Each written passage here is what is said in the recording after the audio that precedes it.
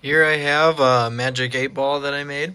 So at the beginning it prompts you and says welcome to the magic 8 ball. Press the left button to start. So we'll do that. It says please turn it away. Shake 3 times. Twice more. Last one. Okay, ask my question. Am I going to be rich one day? Turn it over. No. Alright, try again. Start it. Turn it away. Shake 3 times.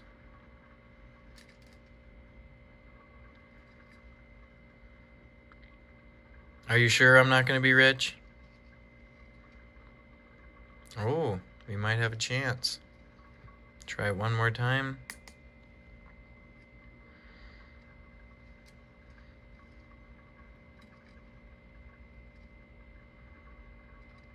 Am I going to be rich?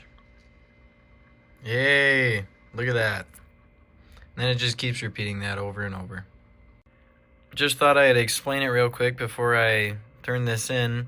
So using this accelerometer at the top, I am watching in the X direction for my shakes, and then in the Z direction when I flip it over. It goes from negative to positive, and that triggers my flipping over. And then the X direction just has a limit for the acceleration, so I need to accelerate it at above 60 or below negative 60.